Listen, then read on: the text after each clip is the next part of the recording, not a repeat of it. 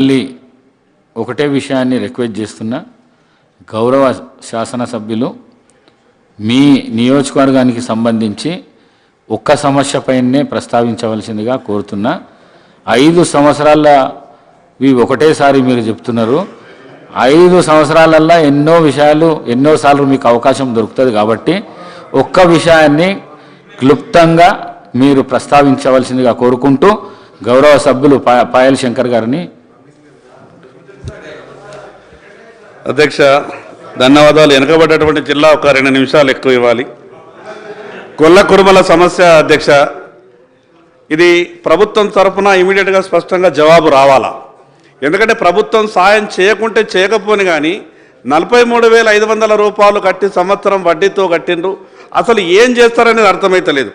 మళ్ళీ ఇంకొకటి భయం ఎందుకు పడుతున్నా అంటే అధ్యక్ష, ఈరోజు బైక్ పై ఒకేసారి 126 గొర్రెలని హెడ్లైన్ వచ్చిన తర్వాత ఎక్కడ గొల్ల కురుమలు కట్టినటువంటి డబ్బు కూడా కాంట్రవర్సీగా తయారై దీని మీద అంతా కూడా ఎంక్వైరీ అయిన తర్వాతనే ఆ డబ్బులు విడుదల చేస్తామని ఎక్కడ మాట్లాడతారో అని అనుమానం కలుగుతూ ఉన్నది. వెంటనే ప్రభుత్వం గొల్ల కురుమలు కట్టినటువంటి ఆ 43,500 రూపాయల మీద ఏం చేయదలుచుకున్నారో వడ్డీతో సహా ప్రభుత్వం చెల్లించాలా అధ్యక్ష. మా ఆదిలాబాద్ నియోజకవర్గంలో లక్ష్మీనారాయణ స్వామి ఆలయం అని జైనుల కాలం నాటి మందిరం ఉన్నది సార్. సదల్పూర్ ఆలయం అని ఆదివాసులు ఆరాధ్యంగా భావించేటటువంటి బైరందేవి మందిరం ఉన్నది సార్. గత ప్రభుత్వం అభివృద్ధి చేస్తామని చెప్పినప్పటికీ మరక్కడ ఎటువంటి నిధులు కేటాయించలేదు. దయచేసి దాని మీద ప్రభుత్వం దృష్టి సారించాలని మీ ద్వారా విజ్ఞప్తి చేస్తూ ఉన్నది సార్. ఆదిలాబాద్ పట్టణంలో ఖానాపూర్ అనే ఒక చెరువు ఉన్నది. అది ఆదిలాబాద్కు ఒకటే నీటికి జీవనాధారం. మరి అది గతంలో హైదరాబాద్ ట్యాంక్ బండ్ ఏ రకంగా ఉన్నదో దాన్ని ఆ రకంగా అభివృద్ధి చేస్తామని గత ప్రభుత్వం ప్రకటించింది. కొంత పనులు కూడా ప్రారంభించింది. కానీ మధ్యలోనే ఆపివేయడం వల్ల అదొక దుర్గంధమైనటువంటి పరిస్థితి ఉన్నది. అదేవిధంగా ఆ చెరువంతా కూడా పూర్తిగా అన్యాక్రాంతమైంది కబ్జాల వల్ల. ఆ కబ్జాలు తొలగించి ఆ చెరువును అభివృద్ధి చేయవలసిందిగా మీ ద్వారా విజ్ఞప్తి చేస్తున్నాను అధ్యక్ష. మరి అదేవిధంగా ఆదిలాబాద్ పట్టణానికి ఆనుకొని ఉన్నటువంటి గ్రామ పంచాయతీలన్నింటినీ ఆదిలాబాద్ పట్టణంలో కలిపిండ్రు. అవి గ్రామ పంచాయతీలుగా ఉన్నప్పుడు ఎన్ఆర్ఈజీ ద్వారా అక్కడి ప్రజలకు ఉపాధి అవకాశాలు దొరుకుతుండే. పట్టణంలో కలిపిన తర్వాత వాళ్లకు ఎక్స్ట్రా ఫెసిలిటీస్ ఏమీ రాలేదు, కానీ ఉన్న ఉపాధి అవకాశాన్ని కోల్పోయి వాళ్ళు కొట్టుమిట్టాడుతున్నారు. మరి వాళ్లకు ఏదైనా పట్టణంలో కూడా ఉపాధి అవకాశం కల్పించాలని విజ్ఞప్తి చేస్తున్నారు సార్. అదేవిధంగా ఫిబ్రవరి 19 తారీఖు నాడు జరిగేటటువంటి శివాజీ జయంతి దినాన్ని ప్రభుత్వం సెలవు దినంగా ప్రకటించాలని విజ్ఞప్తి చేస్తా ఉన్నా. ఇది అందరి శాసనసభ్యులకు సంబంధించినటువంటి విషయం.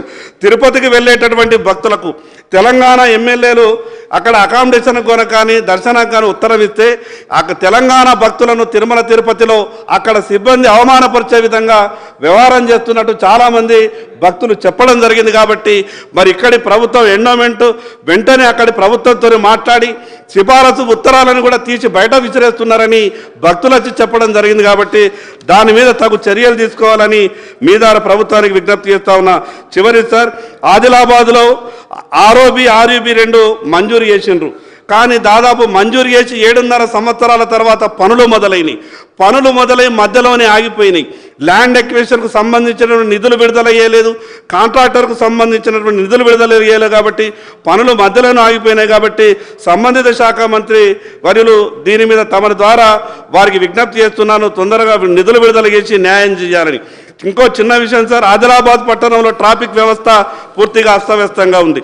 ముందే చిన్న రోడ్లు ఇరుకున్నటువంటి చిన్న రోడ్లకు కాంట్రాక్టర్లకు లబ్ధి చేకూరే విధంగా నేషనల్ హైవే మీద కట్టేటటువంటి పెద్ద డివైడర్లు కట్టిన కారణంగా అక్కడ ట్రాఫిక్ సమస్య విపరీతంగా ఉంది. కాబట్టి దాన్ని పరిష్కరించాలని విజ్ఞప్తి చేస్తా ఉన్నాను. వెనుకబడ్డ జిల్లా సార్ ఆదిలాబాద్, ఉపాధి అవకాశాలు లేవు. అక్కడ గతంలో విపరీతమైనటువంటి జిన్నింగ్లు ఉండే, 110 జిన్నింగ్లు ఉంటే చిన్న పరిశ్రమలకు సబ్సిడీలు విడుదల చేయని కారణంగా 75% జిన్నింగ్ ప్రెస్సింగ్లు మొత్తం మూతపడ్డాయి. వెంటనే వాళ్లకు సంబంధించినటువంటి 9 సంవత్సరాల నుంచి పెండింగ్లో ఉన్నటువంటి ఆ సబ్సిడీలు విడుదల చేసి మాకు న్యాయం చేయాల్సిందిగా విజ్ఞప్తి చేస్తా ఉన్నాం సార్. చివరి సార్, ఆరోగ్యశ్రీ 5 లక్షల నుండి 10 లక్షలు చేసిన మనం చెప్తున్నాం. కానీ రోగులు దవాఖానలకు వెళ్తే ఈ రోగము ఆరోగ్యశ్రీలో కాదు అని రోగులను బయటకు పంపిస్తూ ఉన్నారు. మనం ఈ శాసనసభ ద్వారా ప్రచారం చేసినాం, 5 నుంచి 10 లక్షలు చేసినాం కాబట్టి ఎవరెళ్ళినా కూడా సాయం దొరుకుతుందని చెప్పినాం. కానీ అది పేపర్ మట్టికే ఉన్నది. రోగులకు మాత్రం సరైన రీతిలో ఒక్కటేసారి ఈ శాసనసభ ద్వారా ఒక డైరెక్షన్ వెళ్ళాలా, ప్రభుత్వం నుంచి ఒక డైరెక్షన్ వెళ్ళాలా. రోగి ఏ రోగంతో నచ్చినా సరే ఆసుపత్రికి వెళ్ళాలంటే అతనికి వైద్యం దొరికితేనే ప్రభుత్వం ఏదైనా సాయం చేసినట్టు అవుతుంది. యాక్సిడెంట్ అయితే సార్ రోగికి తెలుస్తుందా ఫలానా భాగంలో ఇరిగితేనే ట్రీట్మెంట్ అవుతుంది కాబట్టి ఫలానా భాగంలో ఇరగొట్టుకుంటాడా, జాయింట్లో ఇరిగింది కాబట్టి ఇది వర్తించదంటారు, ఇది ఎడమ పక్కకి ఇరిగింది కాబట్టి వర్తించదంటారు. ఏ పక్కకి ఇరగాలనేది ఎట్లా తెలుస్తుంది సార్? అందుకే రోగికి ఏ అవసరం ఉన్నా కూడా ఆరోగ్యశ్రీలో అన్నింటినీ కవర్ అయ్యే విధంగా ప్రభుత్వం నుంచి డైరెక్షన్ ఇవ్వాల్సిందిగా మీ ద్వారా విజ్ఞప్తి చేస్తున్నాను సార్. చివరిగా సార్, ఆదిలాబాదులో కోరటా చెనాక అనే ప్రాజెక్టు నేను మంత్రి గారికి కూడా మన ఒక విజ్ఞాపన పత్రం ఇచ్చిన సార్, చివరి దశలో ఉంది. ల్యాండ్ ఎక్వేషన్కు సంబంధించినటువంటి డబ్బులు విడుదల చేస్తే దాదాపు ఒక 40 నుంచి 45 వేల ఎకరాలకు ఆయకట్టు వచ్చేట అవకాశం ఉన్నది. కాబట్టి మిగతా ప్రాజెక్టుల మీద మీరు ఎంక్వైరీలు చేయండి, తప్పులేమన్నట్టు ఏమి చేయండి. కానీ మధ్యలో ఆగిపోయినటువంటి వాటికి మాత్రం భేషజాలకు పోకుండా గతంలో ఉన్నటువంటిది ప్రజల ప్రభుత్వమే, ఇప్పుడు వచ్చినటువంటి ప్రజల ప్రభుత్వమే. తప్పులుంటే వాటి మీద మీరు విచారాలు చేయండి, ఏమన్నా చేయండి. కానీ కొద్దిగా నిధులు ఉన్నటువంటి ప్రాజెక్టుల మీద వెంటనే నిధులు విడుదల చేసి సాయం చేయాల్సిందిగా మీ ద్వారా ప్రభుత్వానికి విజ్ఞప్తి చేస్తున్నారు. చివరిది సార్, ఎండోమెంట్కు సంబంధించినటువంటిది. ఎండోమెంట్ డిపార్ట్మెంట్ ద్వారా కామన్ గుడ్ ఫండ్ CGF కింద మంజూరులు చేసిండ్రు. ఎన్నికల కన్నా ముందు ప్రతి మందిరంకు పోయిండ్రు.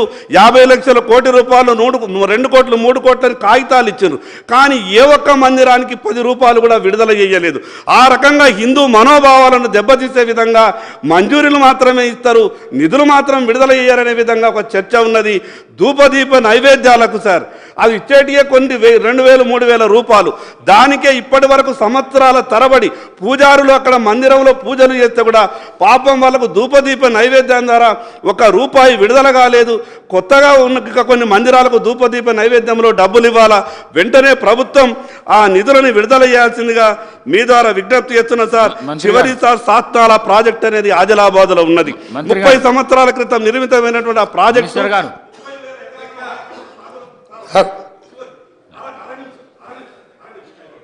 నేను మళ్ళీ ఒకటే చెప్తున్నాను. 30,000 ఎకరాలు సాగులోకి వచ్చేటటువంటి ఆ సాత్నాల ఆయకట్టుకు దానికి కెనాల్స్కు లైనింగ్ లేని కారణంగా మధ్యలోనే నీటి అంతా కూడా లీకేజ్ అవుతున్నది. ఇరిగేషన్ మరి దానికి సాగు వచ్చే అవకాశం కనిపించలేదు. కాబట్టి వెంటనే ఆ ప్రాజెక్టుకు లైనింగ్ చేయాల్సిందిగా మీ ద్వారా విజ్ఞప్తి చేస్తున్నాను. మీకు ప్రత్యేకంగా ధన్యవాదాలు సార్. మినిస్టర్ గారు సార్, గౌరవ సభ్యులు శంకర్ గారు చెప్పినట్టు సార్, ఈ యాదవ్ సోదరులకు సంబంధించిన సమస్య చాలా తీవ్రమైన సమస్య సార్. ఎన్నికల ముందు ఆ బోర్లు పంపిణీ చేసే కార్యక్రమంలో చాలామంది యాదవ్ సోదరులు బయట ఇంట్రెస్ట్ తీసుకొచ్చి కట్టినరు. ఇప్పటికీ దాని అప్పుడు ఎలక్షన్ల ముందు 6 నెలల ముందు కట్టించుకున్న డబ్బులకు కూడా అది ఇవ్వలేదు.